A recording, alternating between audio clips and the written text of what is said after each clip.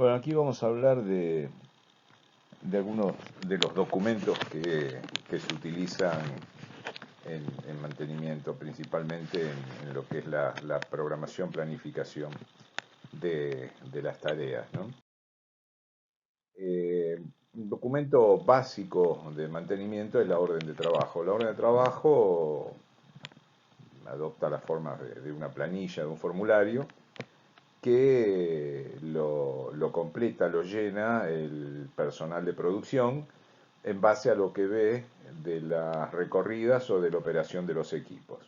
Si hay una fuga de vapor en determinada cañería, si hay una pérdida de aceite en determinado rodamiento, en una caja reductora.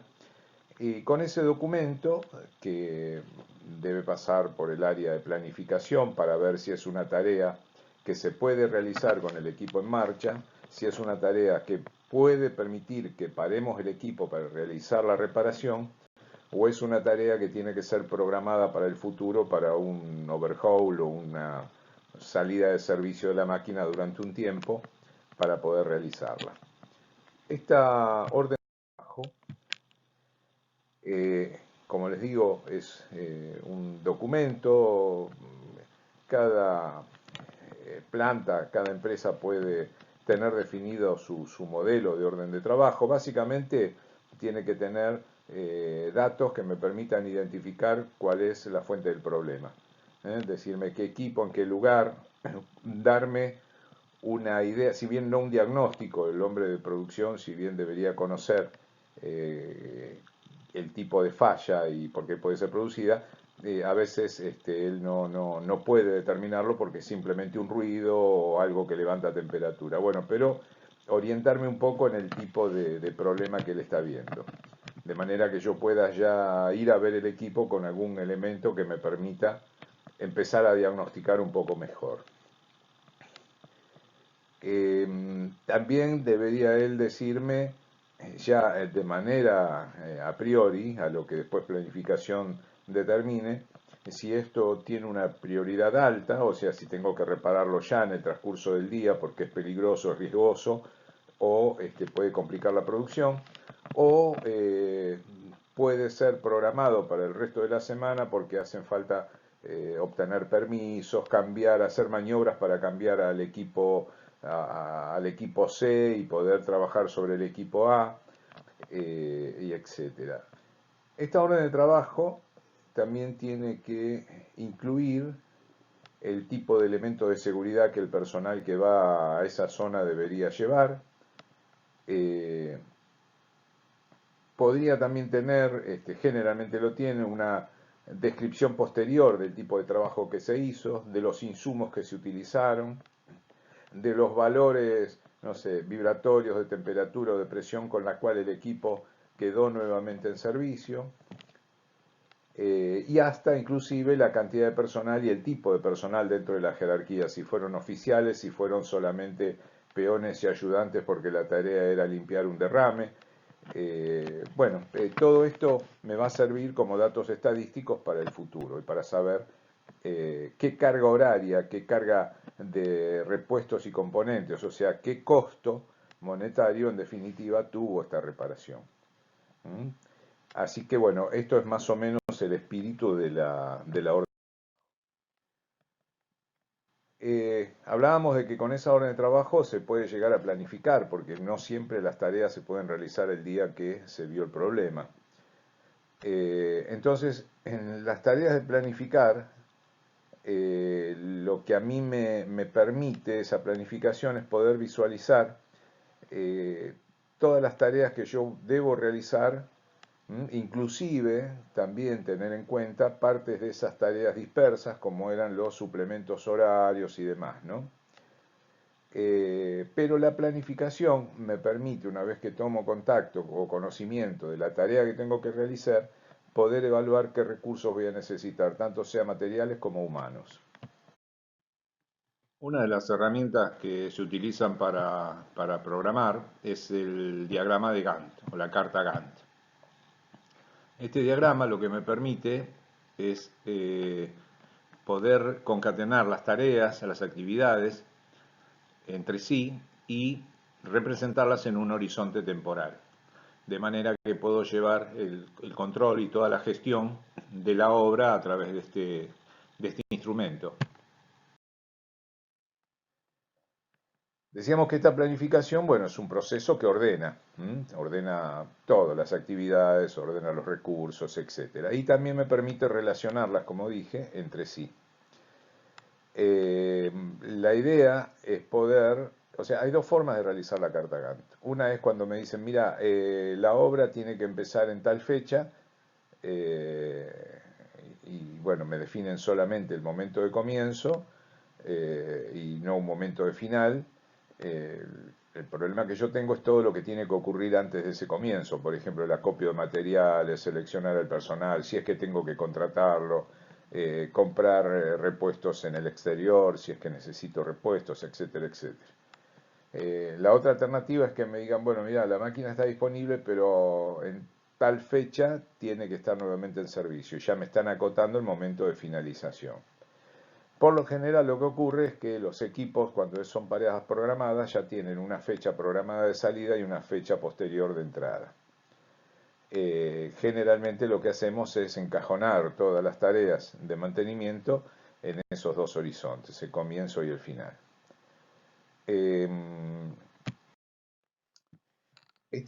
Como decimos, esta herramienta, esta carta Gantt, es una herramienta de planificación.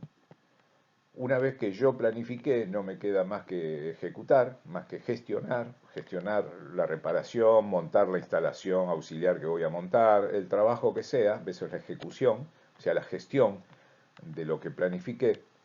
Y por último, lo que tengo es un control. Así como la carta Gantt es una herramienta de planificación o programación, también es una herramienta de control, porque una carta Gantt que tiene todas las tareas sistematizadas, ordenadas de una en fondo, y los tiempos que pienso tardar en cada una de esas tareas, esa misma carta le sirve a un inspector de obra para todos los días ir a la obra y fijarse en ese momento temporal cuál es la fotografía de la obra, en qué estado está la obra respecto de lo que dice la planificación. Y de ahí surgen cosas que son bastante importantes. Por ejemplo, atrasos en determinadas obras, en determinadas tareas, perdón, porque yo puedo decir, bueno, a ver, voy a ver cómo está esta bomba, tiene que estar totalmente desarmada de acuerdo a lo que planificaron, y resulta que la encuentro desarmada en un tercio. Entonces, bueno, tengo que ver por qué, qué pasó, qué problema tuvieron, si no tenían la herramienta adecuada, o encuentro que tienen que estar ya finalizando la etapa de montaje y voy y tengo toda la bomba desarmada porque, por ejemplo, todavía no llegó el rodamiento que tienen que instalar. Con esto podemos decir que el tiempo de inicio y final de una tarea particular sobre un equipo, sobre un componente, puede ser variable. Obviamente, como no tiene que haber tiempos perdidos, las tareas se van concatenando una con la otra y como ustedes conocen este tipo de diagramas sabrán que me permite definir lo que llamamos el camino crítico. El camino crítico es aquel que está formado por todas las tareas que tienen un inicio y un final en el momento preciso, justo y encajonado y que no puede variar. Si una tarea puede empezar en su momento más temprano, o bien puedo empezarla 3 o 4 días más tarde y terminarla en el último momento en el cual la puedo terminar para que no me modifique los tiempos de una tarea sucesiva, o puedo terminarla 3 días antes, esa tarea me está hablando de que tiene una holgura en el tiempo disponible para ella. Esa holgura es la que me dice que esa tarea no es crítica. Ahora ojo, porque estos diagramas son dinámicos. El caso de la bomba que seguía desarmada cuando tenía que estar armada porque todavía no llegó el repuesto, era una tarea menor que tenía mucha holgura y sin embargo, por una falta de un repuesto, puede llegar a transformarse en una tarea crítica. Con lo cual el camino crítico va cambiando a veces en forma permanente a lo largo de toda la obra. Y como dijimos, el control, que es lo que hacemos con la misma carta Gantt, o sea, voy a tener dos barras. Una es la barra programada, planificada precisamente por los programadores, y una barra que se va a ir construyendo día a día, que es la que va a ser el inspector de obra, para ver cómo va siguiendo el orden la obra que fue planificada. Obviamente va a haber desviaciones, y estas desviaciones muchas veces son las que generan conflicto entre las tareas, porque una tarea que se desordena es una tarea con la cual después empezamos a emparchar y a hacer pequeñas tareas porque tengo que mudar a la gente del lugar porque no tengo el repuesto, entonces que mientras vayan y pinten determinada cañería, y así entramos en esos tiempos muertos que no hacían al tiempo neto propio del proceso que habíamos hablado en estudio del trabajo. Las herramientas de planificación y control, básicamente en mantenimiento, es el diagrama de Gantt, PERT, CPM, no son muy usadas. Digamos, la carta Gantt, como dije, me permite tener una visión de cuál es la relación entre tareas, cuál debe terminar para poder empezar la otra. Me habla de tiempos, y si yo trazo una línea vertical en un determinado momento, me dice el estado de la obra, me dice el estado de los repuestos y componentes, y me dice cómo estoy cargando mi recurso humano a cada una de las tareas. La demanda diaria de recurso humano. O sea, el horizonte temporal es lo que la diferencia más allá de la concatenación y el ordenamiento de las tareas. En un PERT, la ventaja es que tengo una vista rápida de cuál es el camino crítico, y a medida que va cambiando, cosa que determino con el Gantt, yo voy a ver cómo va cambiando este CPM. Me habla de la relación entre las tareas. Lo que tengo acá también es a simple vista con dos valores, la fecha temprana y la fecha tardía, y el tiempo de duración de la tarea, con lo cual puedo saber las holguras que tengo en las distintas tareas. Pero es mucho más utilizada en mantenimiento digamos, la carta Gantt. Bueno, esto se utiliza en todas las obras de mantenimiento, sobre todo si tengo que hacer montajes, donde participa mucha gente, donde tengo que tener plazos de llegada de los materiales para no tener un acopio excesivo, pero nunca quedarme sin el material que necesito. Por lo tanto, me define bien las fechas de inicio y finalización de una obra cualquiera.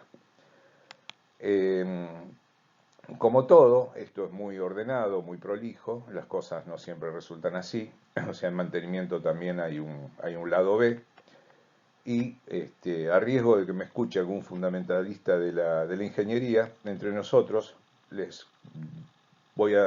cuento un secreto, les doy un consejo, un axioma de la ingeniería de las obras y la realización de mantenimiento sobre todo, que las obras en general, sea una obra de reparación, sea una obra de montaje, por lo general nunca se terminan.